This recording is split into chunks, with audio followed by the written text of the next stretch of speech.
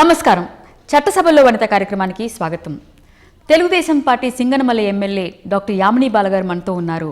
ఆమెతో మాట్లాడి ఆమె మనోభావాలు, రాజకీయ జీవిత విశేషాలను గురించి తెలుసుకుందాం.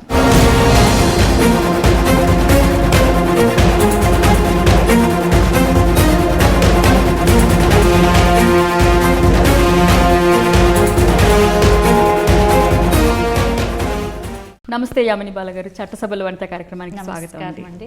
మీరు తొలిసారి ఎమ్మెల్యేగా, ప్రభుత్వ విప్గా కూడా ఉన్నారు. ముందుగా వనిత టీవీ ప్రేక్షకుల తరఫున మీకు శుభాకాంక్షలు. మీ రాజకీయ ప్రవేశం ఏ విధంగా జరిగింది? 2014 జనరల్ ఎలక్షన్స్లో ఎమ్మెల్యేగా సింగనమల నియోజకవర్గానికి టీడీపీ తరఫున గౌరవ ముఖ్యమంత్రి నారా చంద్రబాబు నాయుడు గారు టికెట్ ఇవ్వడం, ఆ అవకాశాన్ని అందిపుచ్చుకొని విజయడంకా మోగించడం, ఎమ్మెల్యేగా గెలవడం, తెలుగుదేశం ఎమ్మెల్యేగా నా రాజకీయ ప్రస్థానం మొదలైంది. మీ అమ్మగారు కూడా రాజకీయాల్లో ఉన్నారు, ఎన్నో పదవుల్లో ఉన్నారు.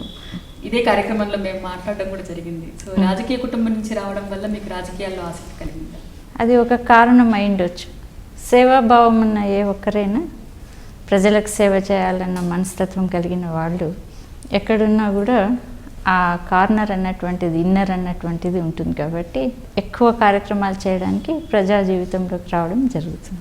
అంటే మీ ఎంట్రీ కొంచెం ఈజీగా ఉంది, అంటే సామాన్య కార్యకర్తగా లేకపోతే పార్టీలోకి రావాలంటే కొంచెం కష్టం కదా? దాదాపుగా 1980 సంవత్సరం నుంచి తన రాజకీయాల్లో ఉన్నారు. పెద్ద కూతురుగా అదే వాతావరణం ఇంటిలో.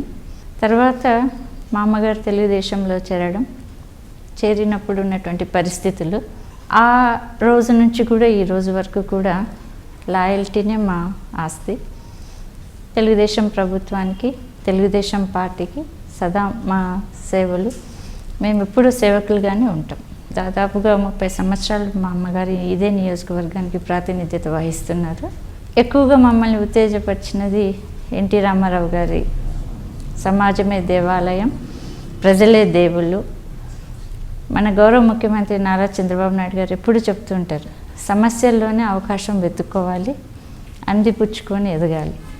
ఈ రెండు వాక్యాలు ఎప్పుడు మా మదిలో ఉంటాయి. మీ అమ్మగారు శమంతకమణి గారి ప్రభావం మీ మీద ఎంతవరకు ఉంది? మా అమ్మగారు ఇంటిలోనే ఒక రాజకీయ నాయకురాలు ఉండడంతో ఆ వాతావరణం అన్నటువంటిది అందరికీ అలవడింది. ప్రజా జీవితంలో ఎంతోమందికి సేవ చేయగలం, అదేవిధంగా మార్పుని తీసుకురాగలం అన్నది మేము దగ్గరగా చూసినటువంటి విషయాలు. ఈ ప్రజా జీవితంలోకి రావాలని అనుకున్న క్షణాలు ఉన్నప్పటికీ అవకాశం అనేది చంద్రబాబు నాయుడు గారు ఇవ్వడం, ఆ రకంగా రావడం జరిగింది. చిన్నప్పటి నుంచే మీరు రాజకీయాలు చూస్తున్నారు, అంటే ఈ జీవితం ఎలా మారిపోతుంది? అంతకుముందు మీ కెరియర్ ఏ విధంగా ఉంది, రాజకీయాల్లోకి వచ్చిన తర్వాత ఎటువంటి తేడా ఉంది? ముందు కూడా ఎక్కువగా సోషల్ వర్కర్గా ఉండేదాన్ని, ఎక్కువ కార్యక్రమాల్లో పాల్గొనేవాళ్ళం. అమ్మగారికి ఎక్కువగా క్యాన్వాస్లో పార్టీ పరంగా చేసేవాళ్ళం. అభివృద్ధి అన్నటువంటిది చూడడం జరిగింది కాబట్టి మనం కూడా వస్తే బాగుంటుంది అన్న ఆలోచనతో రావడం. మీరు పుట్టింది ఎక్కడ, చదువుకుని మీ రాజకీయాలు రాకముందు మీ బాల్యం, విద్యాభ్యాసం గురించి మాకు కొంచెం చెప్తారా? పుట్టింది గుత్తి, అనంతపురం జిల్లాలోనే. పెరిగిందంతా కూడా అమ్మమ్మ తాతయ్య దగ్గర. దాదాపుగా ఇంటర్మీడియట్లో అమ్మ నాన్న దగ్గరికి రావడం జరిగింది. స్టడీస్ అంతా కూడా, విద్యాభ్యాసం అంతా కూడా అనంతపురం జిల్లాలోనే జరిగింది. కృష్ణదేవరాయ యూనివర్సిటీ నుంచి నేను డాక్టరేట్ ఎకనామిక్స్లో తీసుకోవడం జరిగింది. సామాజిక ఉమెన్, స్త్రీ ఆర్థిక స్వావలంబన పైన చేయడం జరిగింది. ఎక్కువగా గర్ల్ చైల్డ్ ఎడ్యుకేషన్ పైన ఎక్కువ కార్యక్రమాలు చేయడం జరిగింది. సో మీరు టీచింగ్లో ఉన్నారా? అవును. ఎక్కడ టీచ్ చేశారు మీరు? దాదాపుగా 11 సంవత్సరాలు చేయడం జరిగింది. 4 సంవత్సరాలు ఆఫీసర్గా ఉన్నాను, మండల్ ఎడ్యుకేషనల్ ఆఫీసర్గా. హై స్కూల్ హెచ్ఎంగా పనిచేయడం జరిగింది. చిన్నప్పటి నుంచి నాయకత్వ లక్షణాలు ఉండేవా మీరు స్కూల్లో చదువుకునే రోజుల్లో? అంటే ఇంట్లో ఒక రోల్ మోడల్ ఆల్రెడీ ఉన్నారు మీ అమ్మగారు, సో మీరు కూడా లీడర్షిప్ క్వాలిటీస్ చిన్నప్పుడు ఉండేవా? ఉన్నాయని చెప్పవచ్చు. అప్పటి నుంచే మీకు అంటే రాజకీయాల్లోకి వస్తాను అనేటువంటి ఐడియా ఉందా? ఒక చిన్న సంఘటన అండి. నేను అమ్మమ్మ తాతయ్య దగ్గర పెరగడం జరిగింది. దాదాపుగా 3వ తరగతి 4వ తరగతి 3వ తరగతిలో ఉన్నాను నేను. మా ఊరికి నీలం సంజీవ్ రెడ్డి గారు రాష్ట్రపతిగా ఎన్నిక కావడం, అనంతపురం జిల్లా సేమ్ సింగనమల నుంచి ఇల్లూరు గ్రామం, కల్లూరు నుంచి వాళ్ళు రావడం జరిగింది. అంటే న్యూఢిల్లీకి వెళ్తూ అనంతపూర్ నుంచి గుత్తికి రావడం జరిగింది. అమ్మమ్మ వాళ్ళు భరతనాట్యం నేర్పించేవాళ్ళు. అప్పుడు రాజకీయ నాయకులు వచ్చే వరకు కూడా చిన్నపిల్లలతోటి డ్యాన్స్ కార్యక్రమాలు, సాంస్కృతిక కార్యక్రమాలు చేయించేవాళ్ళు.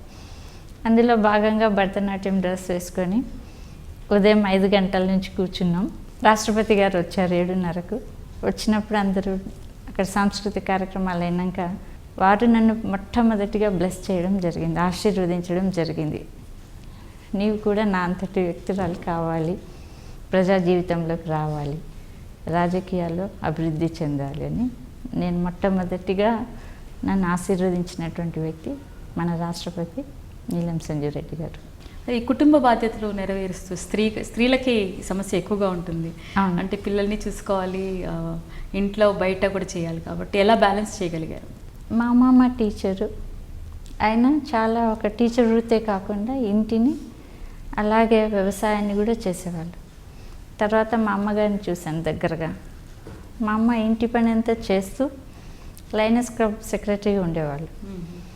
అలాగే తను ఇప్పటికి కూడా మేము ఇంత పెద్ద పిల్లలైనా మా గురించి తను ఆలోచిస్తారు. కాబట్టి ఏ బ్లాక్ ఆ బ్లాక్కే ఉంటుంది. కుటుంబ బాధ్యతలు తప్పకుండా మనం తీసుకోవాలి. ఎందుకంటే మన మీద ఆధారపడిన పిల్లలు, పసిపిల్లలు ఉంటారు. కాబట్టి కుటుంబమే, రాజకీయ జీవితమే. అంటే స్త్రీలకి పవర్ ఉంటుందంటారా కంపేర్ టు పురుషులతో పోలిస్తే? తప్పకుండా 2 చేయగలిగినటువంటి శక్తి ఉంటుంది. చాలామంది చెప్తూ ఉంటారు కదా, మహిళా శక్తి స్వరూపిణి అని. అది నిజమే అనిపిస్తుంది. ఇంట్లో కూడా మన ఇంటి మొత్తం వాళ్ళ భావాలు ఎప్పుడూ నవ్వుతూ ఉంటాం కదా. సో వివిధ రకాలైనటువంటి సమస్యలు వచ్చినప్పుడు మనం ఎదుర్కోవడం, సమస్యని సానుకూలంగా మార్చుకోవడం, వాటిని విజయవంతం వైపు నడిపించడం సమర్థవంతంగా మనం చూస్తూ ఉంటాం. కాబట్టి అది దేవుడిచ్చిన వరం మహిళకు అని నేను భావిస్తాను. మీరు గెలిచినప్పుడు మీ అనుభవం ఎలా ఉంది? ఫస్ట్ టైం అంటే కొత్త రాష్ట్రం, మీకు టికెట్ ఇవ్వడం జరిగింది, మీరు గెలిచారు, శైలజనాథ్ గారి పైన మీరు గెలవడం జరిగింది. ఏ విధంగా మా అమ్మగారు ఎస్సీ కార్పొరేషన్ చైర్మన్గా ఉండినారు. ఇదే అసెంబ్లీలో వాళ్ళకి ఒక రూమ్ ఇవ్వడం జరిగింది. మా అమ్మని చూడ్డానికి అసెంబ్లీకి వెళ్ళాను మొట్టమొదటిసారి. అప్పుడు చంద్రబాబు నాయుడు గారు ప్రతిపక్షంలో ఉన్నారు. ఆ సారు అసెంబ్లీ నుంచి వచ్చి అక్కడ చెట్టు కాడ నిలబడ్డారనమాట. ఆ సార్ చేతిలో పుస్తకాలు, ఫైల్స్ చూడడం జరిగింది. అది మొట్టమొదటిసారి సార్ని దగ్గరగా చూడడం. అప్పుడు అనుకున్నాను, గౌరవ ముఖ్యమంత్రి నారా చంద్రబాబు నాయుడు గారు సీఎం అవుతే ఆయన క్యాబినెట్లో నేను మినిస్టర్ కావాలన్నది అప్పటి ఆకాంక్ష, కళ. ఆ కళను దేవుడు ఇలా నెరవేరుస్తారని తర్వాత తెలిసి. డాక్టర్ యామిని బాల జననం జూన్ 24, 1966. జన్మస్థలం అనంతపురం జిల్లాలోని గుత్తి. తల్లిదండ్రులు బి సెమంతకమణి, బి బాలన్న. విద్యార్హత MA B.Ed PhD. వచ్చిన భాషలు హిందీ, తెలుగు, ఇంగ్లీష్, తమిళం, కన్నడ. భర్త ప్రసాద్. సంతానం ఒకరు, సంధ్య. 2014లో రాజకీయ ప్రవేశం చేశారు. 2000 సంవత్సరం నుండి 2011 వరకు ఎర్రగుంట్ల మండలం జెడ్పీ హై స్కూల్కి ప్రధానోపాధ్యాయురాలిగా, 2011 నుండి 2014 వరకు అదే మండలానికి విద్యాశాఖ అధికారిగా పనిచేశారు. ఆ సంవత్సరంలో జరిగిన సార్వత్రిక ఎన్నికల్లో అనంతపురం సింగనమల నియోజకవర్గం నుంచి శాసనసభ్యులుగా విజయం సాధించారు. నిస్వార్థంగా ప్రజలకు సేవ చేయడమే తన ఆశయం అంటారు. యామిని బాల గారి గురించి మరిన్ని విశేషాలు తెలుసుకునే ముందు చట్టసభలో వనిత కార్యక్రమంలో ఓ చిన్న విరామం.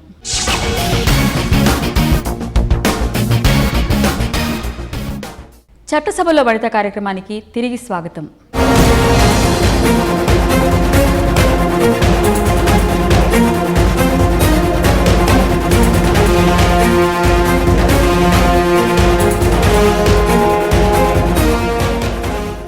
మీరు అసెంబ్లీకి వెళ్ళినప్పుడు చంద్రబాబు గారిని చూడడం జరిగింది.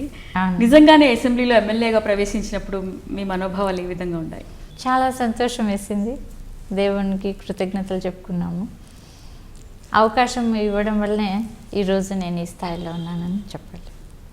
కేవలం తెలుగుదేశం పార్టీ, గౌరవ ముఖ్యమంత్రి నారా చంద్రబాబు నాయుడు గారు ఉత్తేజపరచడం, మహిళలు కూడా ప్రాధాన్యత ఇవ్వడం అన్నది తెలుగుదేశం పార్టీలోనే మనం చూస్తాం. ఆస్తిలో సమాన హక్కు పెద్దలు పూజ్యులు గౌరవనీయులు ఎన్టీ రామారావు గారు ఇస్తే తప్పకుండా అవకాశాలు కల్పించి మహిళా సాధికారిత అన్నటువంటిది మన గౌరవ ముఖ్యమంత్రి నారా చంద్రబాబు నాయుడు గారు రూపొందించినటువంటి డాక్రా ప్రోగ్రాం ద్వారా ఎంతో వేల లక్షల మహిళల జీవితాల్లో నూతన అధ్యయనం మొదలైందని చెప్పక తప్పదు. ఎక్కడో భర్త ఇస్తే 5 రూపాయలు 10 రూపాయలు తీసుకునే మహిళ తాను స్వతహాగా బ్యాంకుకు వెళ్ళి బ్యాంక్ బుక్ మెయింటైన్ చేస్తూ అకౌంట్ని తను లక్షల్లో డబ్బును టర్న్ ఓవర్ చేయడం అన్నటువంటిది అసాధ్యము అన్నటువంటి దాన్ని సాధ్యం చేసి చూపించారు గౌరవ ముఖ్యమంత్రి నారా చంద్రబాబు నాయుడు గారు. మహిళలు రాజకీయాల్లోకి ఎక్కువ సంఖ్యలో వస్తే ఎటువంటి మార్పు ఉంటుందండి? మంచి మార్పు ఉంటుంది. ఎందుకంటే ఇప్పుడు మహిళా సాధికారత అన్న దాని ద్వారా ఎంతో మార్పు తీసుకురాగలిగినారు. చట్టసభల్లో కూడా వచ్చినప్పుడు ఆ సాఫ్ట్ కార్నరు టచ్ అన్నటువంటిది, అంటే తాను మనసులో ఫీల్ అయినటువంటి భావన తప్పకుండా తాను రూపొందించే పాలసీ మేకర్స్ ఎప్పుడు కూడా ఒక చట్టాన్ని రూపొందించాలి అన్నప్పుడు వివిధ కోణాలను ఆలోచించి దూరపు ఆలోచనతోటి చేయడం జరుగుతుంది. కాబట్టి నైపుణ్యత అన్నటువంటిది మహిళల్లో కూడా ఉంటుంది. కాబట్టి నేర్పరి కాబట్టి తప్పకుండా రావాలి, అందరూ పాలు పంచుకోవాలి. మీరు రాజకీయాల్లో మర్చిపోలేని అనుభవాలు ఏమైనా ఉన్నాయా? సింగనమల నియోజకవర్గానికి వచ్చినప్పుడు మొట్టమొదటిగా సింగనమలకు నేను ఎన్టీ రామారావు గారు తెలుగుదేశం పార్టీ తరఫున అక్కడ నిలబడినటువంటి ఎమ్మెల్యేకి ప్రచారానికి రావడం జరిగింది. అప్పుడు దాదాపుగా నాకు 16 ఏళ్ల వయసు. దూరంగా ఉండి ఎన్టీ రామారావు గారిని చూడడం గొప్ప అనుభూతి. ఆయన స్థాపించిన పార్టీలో ఎమ్మెల్యేగా ఎన్నిక కావడం, నేను కోరుకున్నట్టుగా అభిమానించే వ్యక్తిగా మన ముఖ్యమంత్రి గారి శాసనసభలో ఆయన ముఖ్యమంత్రిగా నేను ఒక ఎమ్మెల్యేగా విప్పుగా ఉండడం మర్చిపోని అనుభూతి. ఎలక్షన్స్లో మనం చెప్పినటువంటి వాగ్దానాలు చాలా మేనిఫెస్టోది ఎక్కువగా ఉంటుంది పార్టీ పరంగా. మనం స్వతహాగా కూడా కొన్ని 2-3 వాక్యాలు చెప్పడం జరుగుతుంది. నేను దగ్గరగా గమనించినటువంటి సింగనమల నియోజకవర్గంలో నీటి సమస్య చాలా తీవ్రంగా ఉంది. అనంతపురం జిల్లానే దేశంలోనే 2వ అత్యంత అల్ప వర్షపాతం కలిగినటువంటి జిల్లా. కరువు జిల్లానే నిత్యం కరువు జిల్లా కాదు, నిత్యం కరువు జిల్లా అన్నటువంటిది ఉంది. ఎందుకంటే అది షాడో రీజియన్లో ఉండడం, ఏ 2 ఋతుపవనాలు ఈశాన్య ఋతుపవనాలకు నైరుతి ఋతుపవనాలకు మధ్యన ఉంటుంది. కాబట్టి ఏ ఋతుపవనం సరిగా ఆ ఏరియాని కవర్ చేయదు. కాబట్టి తీవ్ర నీటి సమస్య అన్నటువంటిది ఉంది. అందులో నేను చూడడం జరిగింది. నేను ఎలక్షన్స్ అప్పుడు కూడా చెప్పడం ఏమంటే, నేను ఎమ్మెల్యే అవుతే మొట్టమొదటిగా ఈ నీటి సమస్యను నా వంతుగా ప్రయత్నం చేసి తీర్చాలి అన్నటువంటిది నా మనసులో చాలా గట్టిగా నిర్ణయించుకోవడం జరిగింది. ఒక రైతు కోరుకునేది మొట్టమొదటిగా పంట పొలానికి నీరు, విద్యుత్. ముఖ్యమంత్రి గారు ఎలాగో 24 గంటలు నాణ్యమైనటువంటి విద్యుత్ ఇవ్వడం జరిగింది. నీటి అనుసంధానం, వాటర్ గ్రిడ్ అన్నటువంటిది కరువు జిల్లాలో పాదయాత్రలో తాను చూసి దగ్గరగా రైతు కష్టాలను తెలుసుకున్నటువంటి ముఖ్యమంత్రి గారు మొట్టమొదటిగా రైతు రుణమాఫీ అనేది చేయడం జరిగింది. అదేవిధంగా నీటిని, భూగర్భ జలాలను పెంపొందించడానికి కావాల్సినటువంటి వాటర్ గ్రిడ్ అన్నది రూపొందించడం జరిగింది. ఆ కార్యక్రమంలోనే ఎన్నడూ లేని విధంగా దాదాపుగా నా నియోజకవర్గంలో అన్ని చెరువులకు నీళ్లు ఇవ్వడం జరిగింది. అన్ని పంట పొలాలు పండించడం జరిగింది. ఈ 8 నెలల్లో గొప్పగా చెప్పుకోవాల్సినటువంటిది ముఖ్యమంత్రి గారు నీటిని మా నియోజకవర్గానికి అందివ్వడం. నీటి సమస్య, తాగునీటి సమస్య తీర్చినాం.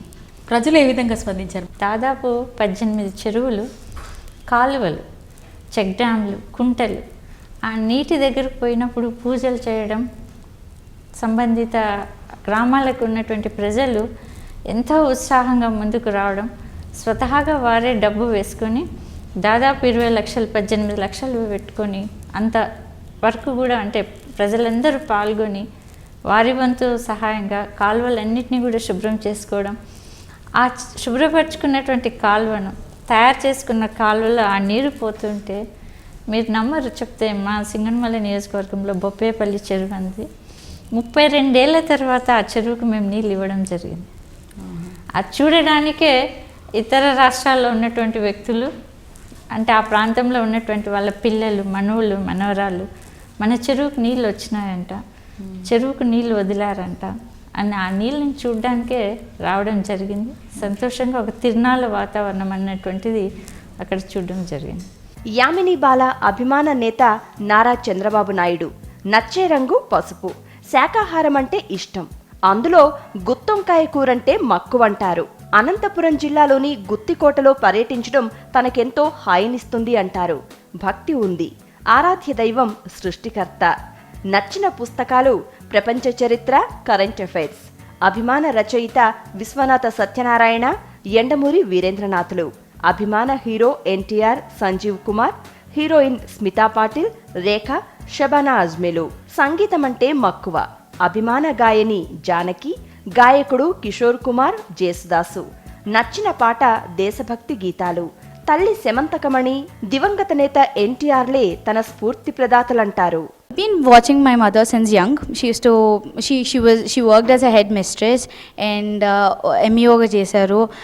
అప్పటి నుంచి తను చెప్పేది మగపిల్లలకి చాలా గట్టిగా ఆడపిల్లల్ని ఎంత జాగ్రత్తగా చూసుకోవాలో, ఇంకా ఎంత ప్రెషియస్ అని చెప్పేవాళ్ళు. ఎందుకంటే ఐ యూస్ టు ఆస్క్ ఎందుకమ్మా అని, అంటే చెప్పేది ఇప్పుడు వాళ్ళకు చెప్తేనే వాళ్ళ క్యారెక్టర్ బిల్డ్ అయ్యేటప్పుడు వాళ్ళు మనసులో దృఢంగా ముడిపడిపోతుంది దట్ పెద్దగయ్యాక లేడీస్ని ఎలా ట్రీట్ చేయాలి, ఎలా గౌరవించాలి అని. That is the best quality I love in my mom and she is the best mom in the world. చట్టసభలో వనిత కార్యక్రమంలో మరో చిన్న విరామం.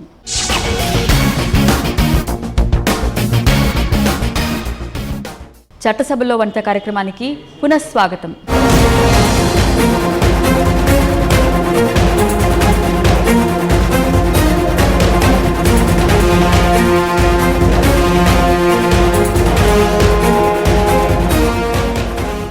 భవిష్యత్తులో ఎటువంటి ప్రణాళికలు చేపడతారు? ఇప్పుడు నీరు తేగలిగారు, అదే విధంగా మీ జిల్లాకి, మీ నియోజకవర్గానికి? సింగనమల నియోజకవర్గంలో 6 మండలాలు ఉన్నాయి. 6 మండలాల్లో కూడా ఎక్కువ శాతం వ్యవసాయం పైన ఆధారపడి ఉన్నటువంటి గ్రామాలు కాబట్టి ఈ నీటి సమస్య అన్నటువంటిది, ఉన్న నీటిని ప్రతి వర్షపు చుక్కను కూడా ఒడిసి పట్టి ఎంతో జాగ్రత్తగా దాన్ని వినియోగించుకున్నప్పుడే మనకు ఈ సమస్యలు తీరుతాయి. ముందుగా ఉన్నటువంటి చెరువులు, కాలువలు, ఆ పూడిక తీసివేత ద్వారా, కాలువల్ని రిపేర్ చేసుకోవడం ద్వారా, కుంటల్లో ఉన్నటువంటి మట్టి పూడికనంతా కూడా తీస్తే నీటి నిల్వలు పెరుగుతాయి. అదేవిధంగా సహజంగా భూగర్భ జలాలు కూడా పెరగడం జరుగుతుంది. వర్షం అయితే కనుచూపు మేరలో లేదు కాబట్టి మనకున్నటువంటి ఈ 2 విధాలుగా వాటిని మనం అభివృద్ధి పరుచుకుంటే తప్పకుండా నీటి నిల్వలు వస్తుంది. వ్యవసాయాన్ని లాభసాటి వ్యవసాయంగా తీర్చిదిద్దాలని అనంతపురం జిల్లాకు ఎక్కడ లేనన్ని బహుమతులు ముఖ్యమంత్రి గారు ఇవ్వడం జరిగింది. ముఖ్యంగా 5 ఎకరాలు పెన్షన్కి పోతే 10 ఎకరాలు చేయడం.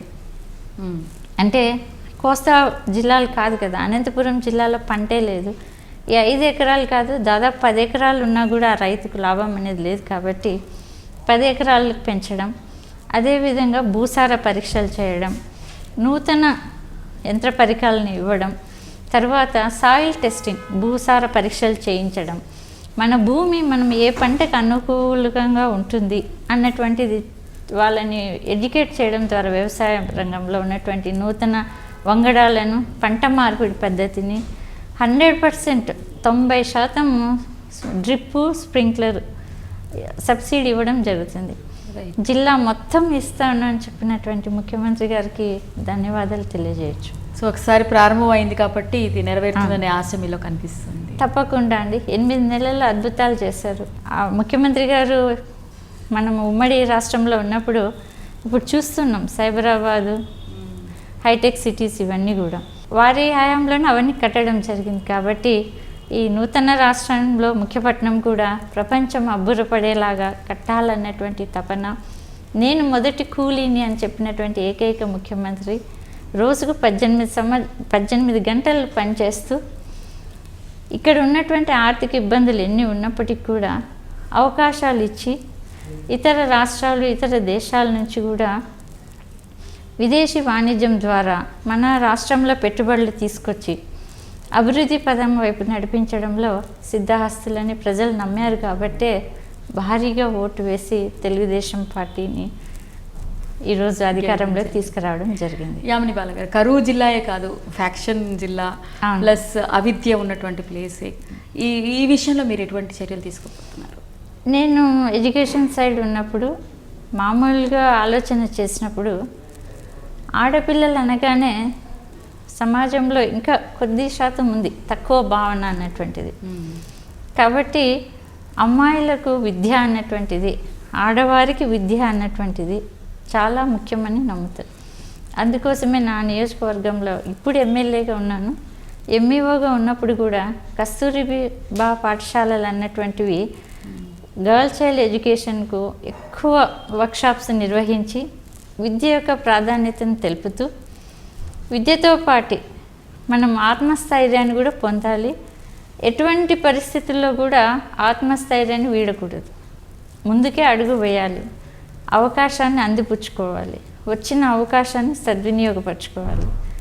ఇవన్నీ కూడా ఎప్పుడు చెప్తూ ఉంటాను. ఎందుకంటే ఒక మనిషిలో మనలో ఉన్నటువంటివి మనం చూసి మనము గెలుపు వైపు వెళ్ళినటువంటి వాటికి కావాల్సినటువంటి మూలమైనటువంటి పాయింట్స్ అన్నీ కూడా ఇవి. కాబట్టి మనం ఇతరులకు కూడా చెప్తూ పోతే పిల్లల్లో కూడా ఆ భావన అన్నటువంటిది వస్తుంది. కాబట్టి చదువుకున్న వాళ్ళు, విద్యావంతులు, ఉద్యోగస్తులు చాలామందిని చూస్తూ ఉంటాం క్షణికావేశానికి లోన్ కావడం. ఇవన్నీ ఇందాక అన్నారు యాక్చువల్లీ, అంటే ఇంకా వివక్షత ఉంది అంటున్నారు మహిళలపై, పోలేదు సమాజం. అలాగే ఆ మహిళలపై అత్యాచారాలు కూడా నానాటికి పెరుగుతున్నాయి. ఈ విషయంలో మీరు ఏం చేయదలుచుకున్నారు? మహిళా అత్యాచారాలు అన్నటువంటివి మనకు తెలిసినవి. ఇప్పుడు మాధ్యమాలు వచ్చినాయి కాబట్టి టీవీలు, పేపర్స్, తర్వాత ఎప్పటికప్పుడు క్షణానికి మీరందరూ కూడా చేరవేస్తున్నారు కాబట్టి చాలా విషయాలు వెలుగులోకి రావడం జరుగుతుంది. వెలుగులోనికి రాని విషయాలు చాలా ఉన్నాయి, చెప్పుకోవడానికి మొహమాటము, చెప్పుకుంటే ఏమవుతుంది అన్నటువంటి భావన. నా నియోజకవర్గంలో కూడా వెళ్ళిన ప్రతి మీటింగ్లో కూడా నేను ఇదే చెప్తాను, చక్కగా చదువుకోండి, క్రమశిక్షణ కలిగినటువంటి జీవితం, మనం అంటూ మనం ముందు గౌరవించుకోవాలి. అప్పుడే మనపైన మనకు నమ్మకం వస్తుంది. భవిష్యత్తులో రానివ్వడానికి, అవకాశాలని పొందడానికి మనలో ఉన్నటువంటి స్కిల్స్, నైపుణ్యతను సాధించే విధంగా మనం పోవాలి. అందరూ ఉన్నత విద్యలు చదవాలని ఆశపడ్డా మన ఆర్థిక స్తోమత, మనకున్నటువంటి అవకాశాలు, మనకున్నటువంటి పరిసరాలు, సమాజము, అంటే ఇంటి బరువు బాధ్యతలు, వాటిని అన్నిటినీ కూడా పరిగణలోకి తీసుకొని నైపుణ్యత సాధించే విధంగా మన విద్యా వ్యవస్థ కొద్దిగా ఇప్పుడు మార్పులు చేస్తున్నారు, సంతోషం. రైట్. కాబట్టి ఆ రకంగా ఆర్థికంగా మహిళ నిలబడినప్పుడు తప్పకుండా వచ్చేటువంటి సమస్యలని చక్కగా ఎదుర్కోగలదు. సమాజంలోనే మార్పు వస్తుంది, తప్పకుండా వస్తుంది.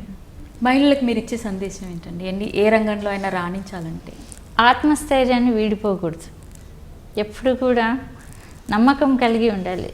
ఎస్, దేవుడు నన్ను ఈ సృష్టిలోకి తీసుకొచ్చినాడు, చాలామందికి లేనివి నా దగ్గర ఉన్నాయి. చాలామంది అమ్మాయిల్ని చూస్తుంటాం మనం, వికలాంగుల్ని, మానసిక వికలాంగుల్ని. వారి కంటే కూడా మనం కొన్ని వేల కోట్ల రెట్లు దేవుడు మనని మంచి అవయవాలు ఉన్నంతలోనే మనకు మంచి జ్ఞానాన్ని ఇచ్చాడు. కాబట్టి పక్కన ఉన్నటువంటి జంతుజాలము, వృక్షజాలాన్ని చూసినప్పటికంటే దేవుడు మనకు మంచి ఇచ్చాడు. మహిళల్లో ఇంకా ఒక గొప్పదనం ఏమంటే, మన తర్వాత జన్మనివ్వగలిగినటువంటి సామర్థ్యం దేవుడు మహిళకి ఇచ్చాడు. కాబట్టి అన్ని రంగాల్లో మహిళ ఉన్నతంగానే ఉంటారు. కాకపోతే మనం మన పిల్లలకి ఇవ్వాల్సినటువంటిది ఒక మంచి, నా వరకు అయితే అనుకుంటాను, చక్కగా చదువుకోవాలి. విద్య అన్నటువంటిది చాలా ముఖ్యం. ఎందుకంటే విద్యతో పాటు విశ్లేషణ అన్నటువంటిది పెరుగుతుంది. ప్రశ్నించడం, తెలుసుకోవడం, జ్ఞానాన్ని పొందడం, మన బలాలు బేరీజ్ వేసుకోవడం. మనకు ఎక్కడైతే మనము బలహీనలు తలుస్తామో దాన్ని బలం వైపు మార్చుకోవడానికి విద్య చాలా ఉపయోగపడుతుంది. ఎందుకంటే చదువుకున్నప్పుడు 4 పుస్తకాలు చదువుకోవడం జరుగుతుంది. ఒక తప్పుని సరిదిద్దుకునే అవకాశం కూడా మనకి మనం కలిగించుకోవడం ముఖ్యం. అంతా బాగుంది, 100కి 100 మార్కులు వస్తేనే మనం గెలిచామన్నది కాదు. ఓటమిని కూడా గెలుపు వైపు నడిపించినప్పుడే మన సామర్థ్యత తెలుస్తుంది. చక్కని మాటలు చెప్పారండి. మీ స్ఫూర్తితో మహిళలు మరింత మంది రాజకీయాల్లోకి వస్తారు, వాళ్ళు ఎన్నుకున్న రంగాల్లో రాణిస్తారని ఆశిస్తున్నాం. నమస్కారం. నమస్తే అండి. యామిని బాలగారు చెప్పిన చక్కని విషయాలు విన్నారు కదండి. చట్టసభల్లో వనిత కార్యక్రమంలో మరో వనితతో మళ్ళీ కలుసుకుందాం. అంతవరకు సెలవు. నమస్కారం. ఈ కార్యక్రమాన్ని www.youtube.com/vanitatv ఛానల్లో చూడండి.